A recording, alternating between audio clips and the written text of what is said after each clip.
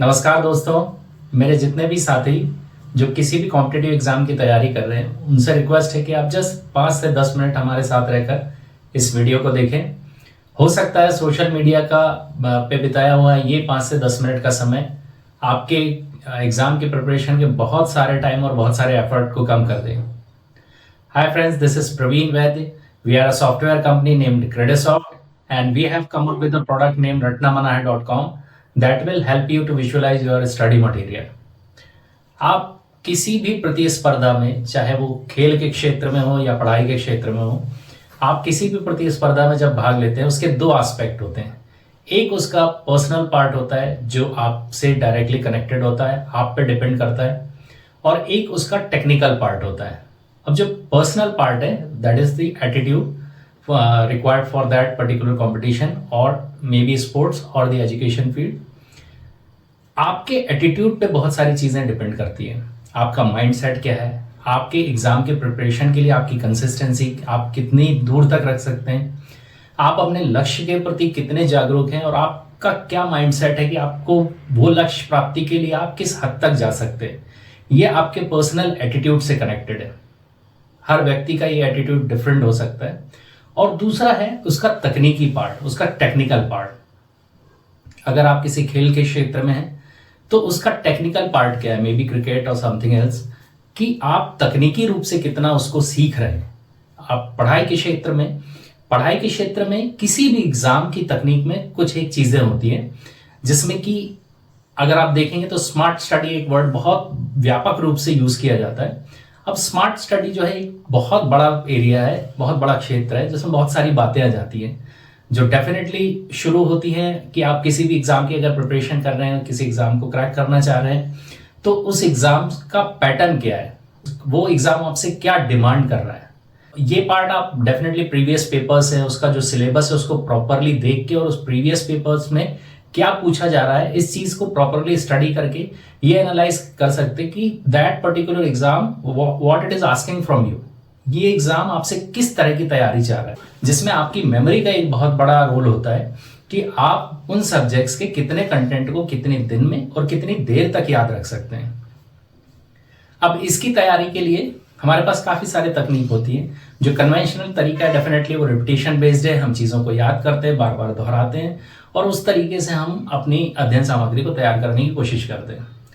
उसी में कुछ एक चीज़ें होती है जो शॉर्ट ट्रिक्स के रूप में होती है। अगर मैं एमपीपीएससी की बात करूं तो मध्य प्रदेश के लिए एक बहुत ही फेमस टेक्निक है कि मध्य प्रदेश से जुड़े हुए जो राज्य हैं उनकी एक टेक्निक है छऊ घुमरा, जैसे छत्तीसगढ़, उत्तर प्रदेश, गुजरात, महाराष्ट्र और राजस्थान आते हैं।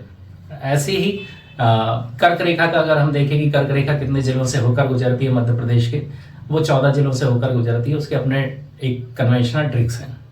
पर आपने ये महसूस किया होगा कि आप सारी चीज़ों के लिए शॉर्ट ट्रिक्स नहीं बना सकते हैं, और एक टाइम पे जब आपकी शॉर्ट ट्रिक्स ज़्यादा हो जाती हैं तो वो शॉर्ट ट्रिक्स याद रखना भी अपने लिए काफ़ी कॉम्प्लिकेटेड काम हो जाता है।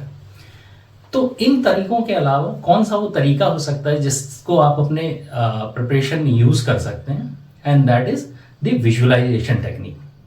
अब ये तकनीक क्या है? आपने कई बार सुना होगा कि पुराने ज़माने में बहुत से विद्वान ऐसे थे जो किसी भी किताब को एक बार पढ़ के उसे कंठस्थ याद कर लेते थे।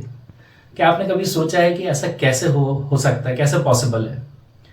तो जहाँ तक मैंने देखा है, पढ़ा है कि ये सब संभव होता है अगर आप चीज़ों को, जो आपका स्टडी मटेरियल या आप जिस किसी भी चीज़ को, तथ्य को पढ़ रहे हैं, अगर आप उसको विजुअलाइज कर लें तो वो विजुअल्स आपके दिमाग में लंबे समय तक रहते हैं। जैसे कि अगर आपने कोई मूवी देखी होगी तो भले ही उस मूवी को देखे हुए आपको बहुत समय हो गया होगा, लेकिन उसके काफ़ी सारे अंश आज भी आज की याददाश्त में, आपकी मेमोरी में बिल्कुल तरोताज़ा होंगे। और जब भी उसका कोई गाना या उसका कोई फेमस डायलॉग आपके जहन में आता होगा या आसपास कोई कहता होगा, तो डेफिनेटली उससे जुड़े हुए जो पिक्चर्स हैं वो आपके सबकॉन्शियस माइंड से निकल के बिल्कुल आपके वर्तमान में आ जाते हैं। तो यही विजुअलाइजेशन टेक्निक है।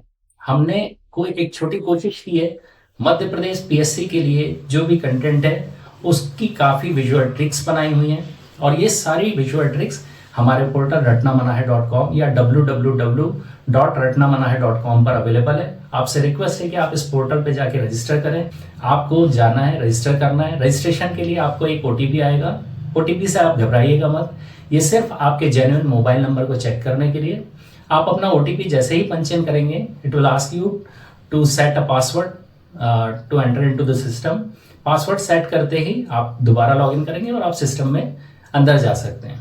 बहुत सारे क्वेश्चंस के लिए हमारी विजुअल ट्रिक्स हैं और उन विजुअल ट्रिक्स को आप एक बार देखिए और आपको वो चीज़ें तथ्यात्मक रूप में कितने दिनों तक याद रहती हैं, आप खुद इस चीज़ का टेस्ट कीजिए। जैसे अगर मैं उसकी कुछ एक अंश आपको यहाँ बताना चाहूँगा, बरसाती बरता जो मालवा क्षेत्र का एक गीत है, इसको दिखाने के लिए हमने दिखाया है कि मालवा का एक व्यक्ति लिया हुआ है, हमने अज्यूम किया है कि ये मालवा क्षेत्र से आता है और वो बरसात में भटे का भरता बनाने की कोशिश कर रहा है। सो भरता साउंड्स लाइक भरता, तो दोनों ही चीज़ों में एक सिमिलैरिटी है। विजुअलाइजेशन करते समय आपको कुछ चीज़ों का ध्यान रखना है।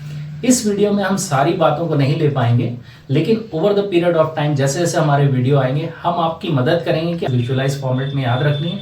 आपको ये ध्यान रखना है कि उसकी बारीकियां क्या है, क्या मेमोरी ट्रिक्स में किन चीज़ों को करना है, किन बातों का ध्यान रखना और किन चीज़ों को नहीं करना है, या कौन सी ऐसी चीज़ें जिनको करने से वो विजुअल्स आपकी मेमोरी में लंबे समय तक रहेंगे। एक और छोटी सी बात मैं यहाँ कहना चाहूँगा, मानव दिमाग का जो विकास हुआ है वो अपने आसपास की चीज़ों को देखकर उसको अडॉप्ट करके लर्न करने में हुआ है, क्योंकि लिपियों का और भाषाओं या कम्युनिकेशन मीडियम का जो विकास हुआ है वो मानव के उद्गम के बहुत बाद हुआ है। प्लीज़ आप ratnamanahe.com पे जाएं, अपने आप को रजिस्टर करें और प्लीज़ इस चीज़ को सीखिए कि कैसे इमेजिनेशन करना है किसी चीज़ को।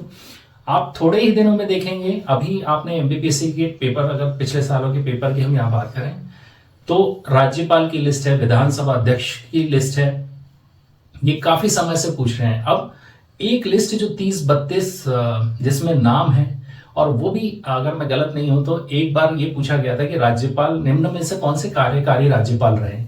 तो इस चीज को याद करने के लिए आप कितना भी रिपीटिशन कर लीजिए, थोड़ी संभावना है कि आप गलत करेंगे, लेकिन हमारी जो दी हुई विजुअल ट्रिक्स हैं की मदद से आप खुद अपना विजुअलाइजेशन सीख सकते हैं और इन सब चीजों को, चाहे वो लंबी लिस्ट हो, इन सब चीजों को याद करना आपके लिए बहुत आसान हो जाएगा। इसलिए आप सभी से एक रिक्वेस्ट है कि आप जाएं और इस चीज को सीखें और खुद अपने ऊपर टेस्ट करें। Thanks a lot for watching this video. Have a good day.